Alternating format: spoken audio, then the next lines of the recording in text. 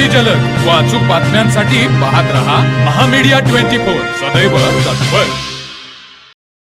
हातकणंगले येथील निवडणूक विभागाकडून जिल्हा परिषद व पंचायत समितीच्या निवडणुकीसाठी विक्री केलेले तब्बल 422 उमेदवारी अर्ज प्रत्येक इच्छुकांकडून फोन करून परत घेण्यात आले आहेत। विक्री केलेल्या उमेदवारी अर्जामध्ये त्रुटी असल्याचा नामुष्कीजनक प्रकार निदर्शनास आल्यानंतर निवडणूक विभागाला खडबडून जाग आली।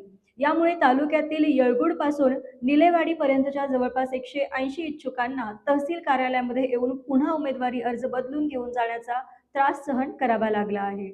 हातकणंगले तालुक्यातील 11 जिल्हा परिषद गटातील व 22 पंचायत समितीच्या गणातील उमेदवारी अर्जाची विक्री शुक्रवार तारीख 16 पासून सुरू झाली आहे। शुक्रवार तारीख 16 रोजी 252 व शनिवार तारीख 17 रोजी 170 असे एकूण 422 उमेदवारी अर्ज जवळपास 180 इच्छुकांना विक्री केले होते।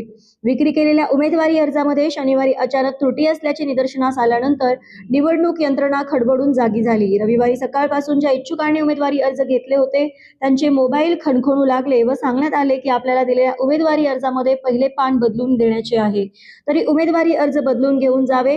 तत्पूर्वी अनेक इच्छुकांनी उमेदवारी अर्ज भरून ठेवले होते व त्यातील प्रतिज्ञापत्रही पूर्ण करून घेतलेली होती। तसेच निवडणूक विभागालाही अर्ज बदलून द्यावा लागल्यामुळे त्याचा मानसिक त्रास व आर्थिक फटका निवडणूक विभागासह इच्छुकांना बसला आहे।